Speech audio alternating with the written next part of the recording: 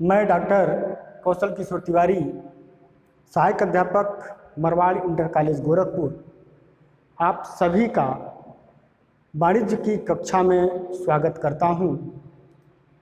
आज आपके सामने एक नए प्रकरण के साथ उपस्थित हुआ हूं और यह प्रकरण पिछले वीडियो में जो पुस्तपालन के उद्देश्य स्पष्ट किए गए थे उसी को और आगे बढ़ाते हुए कि उस उद्देश्य की पूर्ति वो करने के लिए किन किन प्रणालियों का उपयोग कर सकता है, इसी पर आधारित आपका आज का ये प्रकरण है। और एक इसमें और भी प्रकरण की चर्चा हम करेंगे। आदर्श पुस्तपालन प्रणाली के गुण क्या क्या होने चाहिए। तो सबसे पहले हम जो पुस्तपालन तथा लेखांकन की जो प्रमुख प्रणालियां समाज में या भारत में या भारत के बाहर विदेशों में भी जो प्रयुक्त की जाती है, उन प्रणालियों में से प्रमुख 4 प्रणालियां आपके सामने हम रखने का प्रयास कर रहे हैं, आपको सिखाने का प्रयास करेंगे और इसके बारे में आपको बताने का प्रयास करने जा रहे हैं। सबसे पहले रोकड़ लेखा प्रणाली। प्यारे बच्चों, बहुत ऐसे व्यवसाय हैं जिनमें लेन देन जो होता है वह प्रायः नगद ही लेन देन होता है। यदि अगर वहाँ उधार भी होता है तो जब उसे प्राप्त होता है तभी वह उसका लेखा करता है। और ऐसे प्रणाली में सिर्फ एक बही का उपयोग करता है जिसको हम रोकड़ बही कहते हैं। अर्थात एक बात आप समझ लीजिए कि रोकड़ लेखा प्रणाली वहाँ उपयुक्त होती है जहाँ पर लेन देन नगदी में ही होती है। उदाहरण के लिए, आप इस विद्यालय में पढ़ने आए हैं। यह विद्यालय एक गैर व्यापारिक संगठन है। अर्थात व्यापारिक संगठन और गैर व्यापारिक, ये दोनों अंतर जब आप समझ लेंगे तो आपको ये बात समझ में आ जाएगा कि इस प्रणाली का उपयोग कौन संगठन करता है। व्यापारिक संगठन वो संगठन होते हैं जिनका उद्देश्य लाभ कमाना होता है। आपके अगल बगल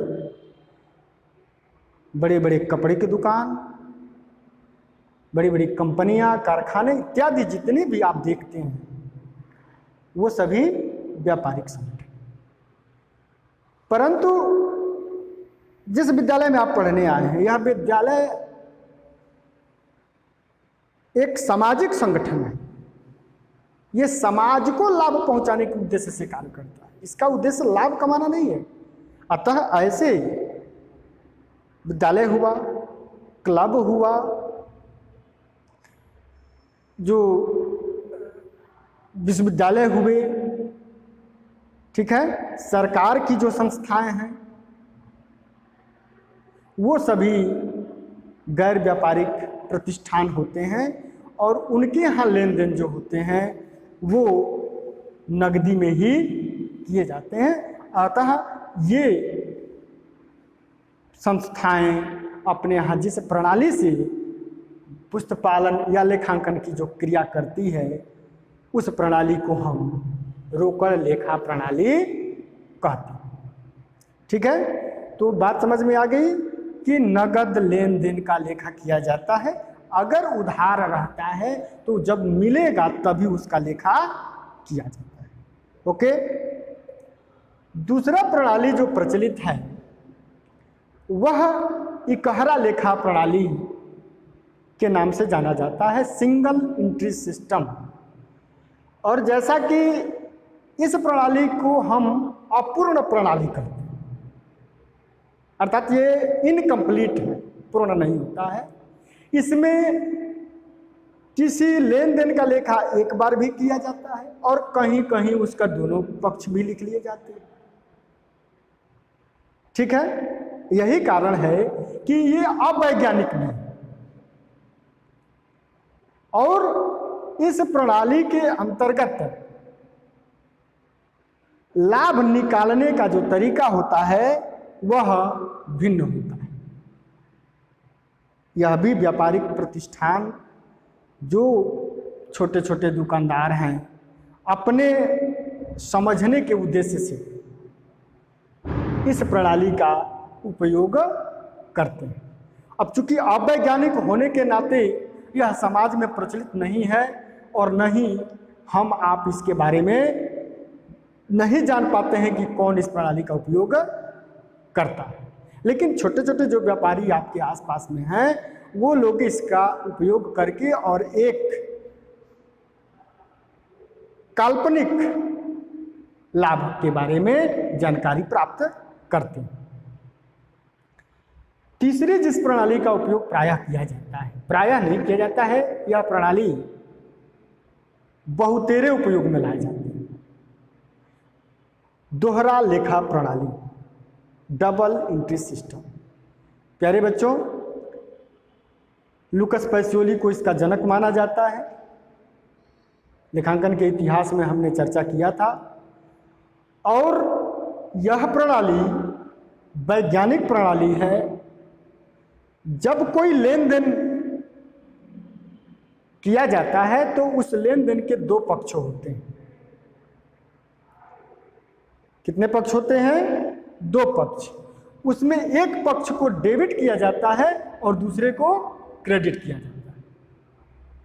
अर्थात दोहरा नाम, अगर इसके शब्दों के तहत अगर इसकी व्याख्या किया जाए तो दोहरा अर्थात एक लेन देन के दो बार एंट्री, एक को डेबिट किया जाएगा और दूसरे को क्रेडिट किया जाएगा। यही कारण है कि इस प्रणाली को वैज्ञानिक प्रणाली के नाम से भी जाना जाता है।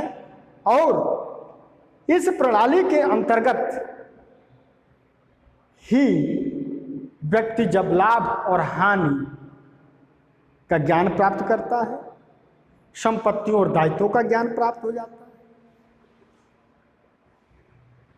तत्पश्चात इस प्रणाली में वह व्यक्ति भविष्य की प्रगति के बारे में भी जानकारी प्राप्त करने में सक्षम हो जाता है। और वर्तमान समय के जो कंप्यूटर का युग है, उस कंप्यूटर के युग में भी जिस प्रणाली को ले करके और तमाम तरह के अकाउंटिंग सॉफ्टवेयर जो डेवलप किए गए हैं, उनका जो बेस है, उनका जो आधार है, वह दोहरा लेखा प्रणाली ही है। अगली प्रणाली है भारतीय बही खाता प्रणाली। प्यारे बच्चों, इसमें भारतीय शब्द जुड़ा हुआ है, इंडियन, अर्थात भारत की जमीन पर विकसित हुआ प्रणाली। यह प्रणाली दोहरा लेखा प्रणाली से कहीं कम नहीं।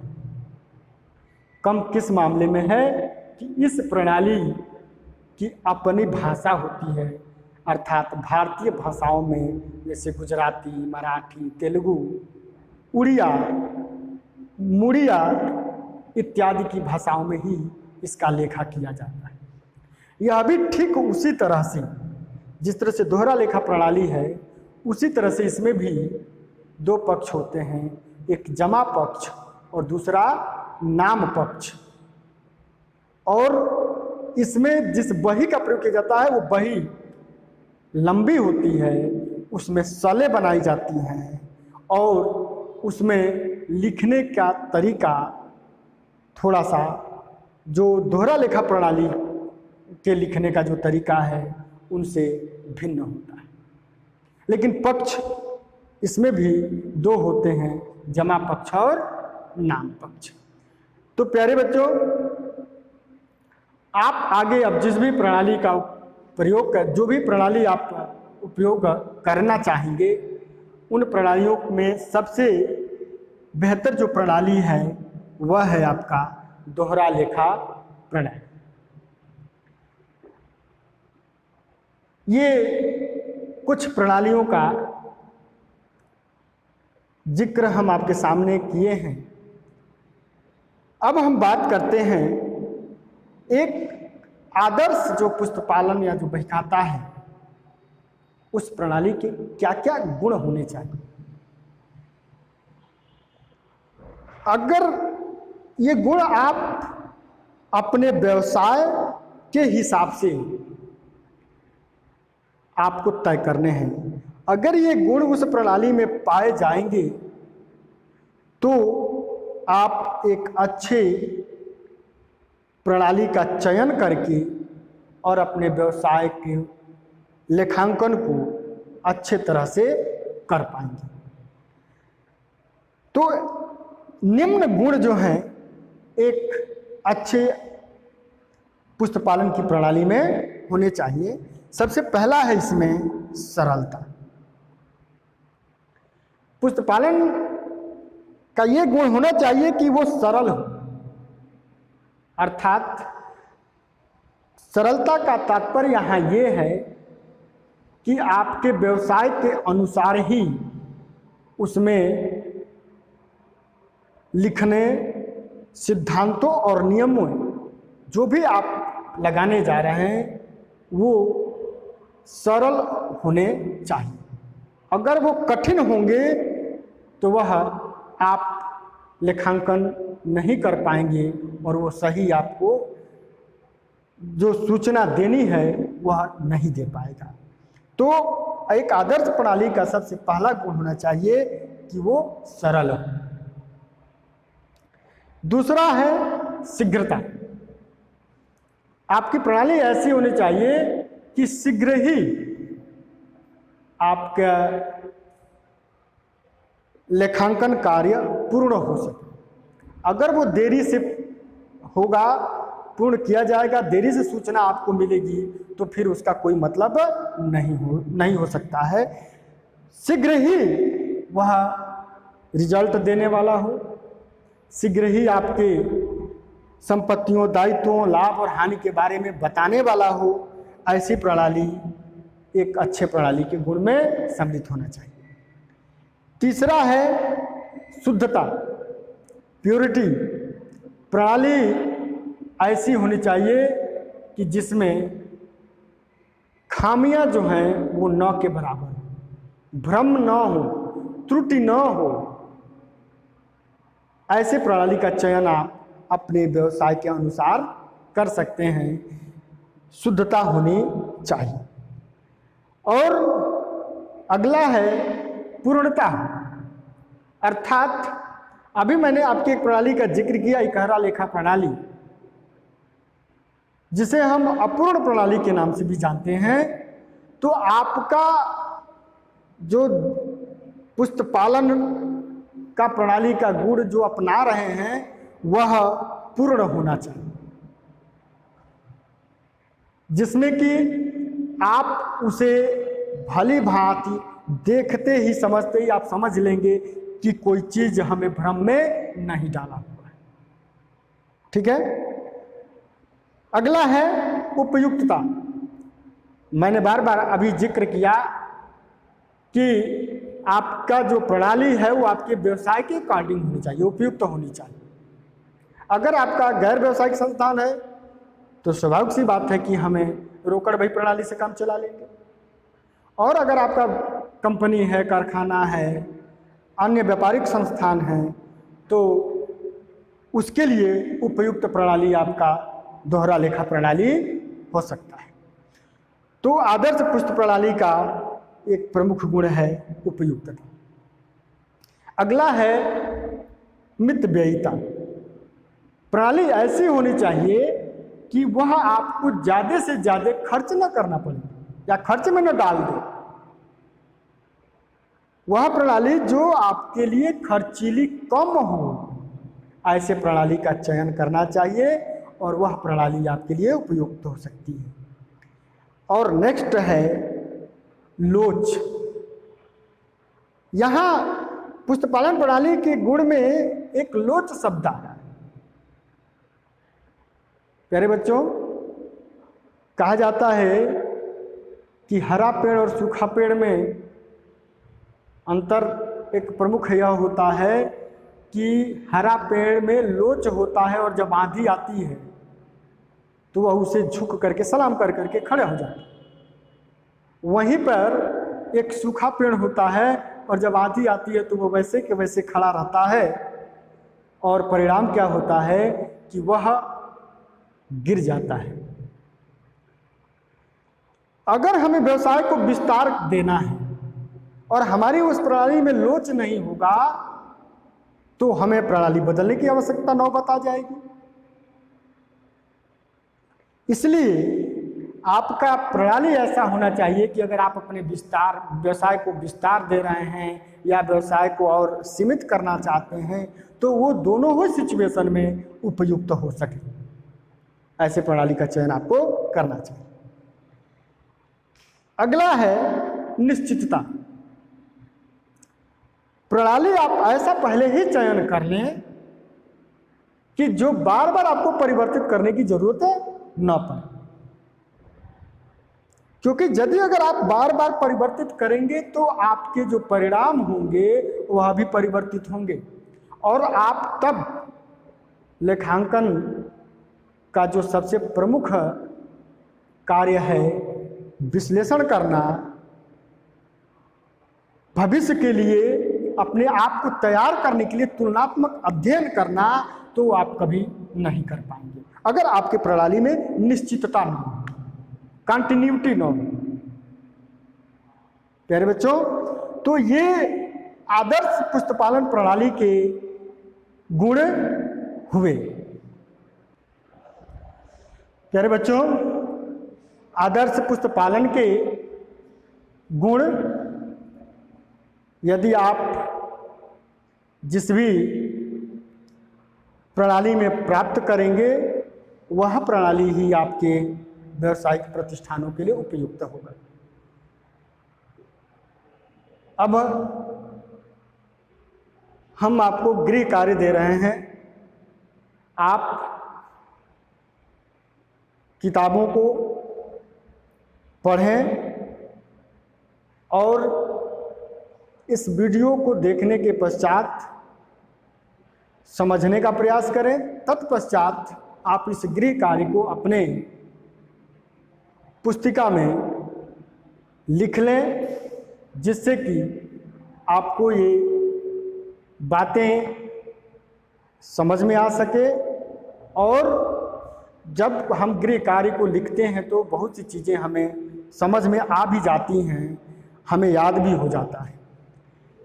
गृह कार्य में सबसे पहला है कि पुस्तपालन के उद्देश्य बताइए। पिछले वीडियो में हमने पुस्तपालन के उद्देश्य को स्पष्ट किया था, अतः आप उद्देश्य लिख लेंगे।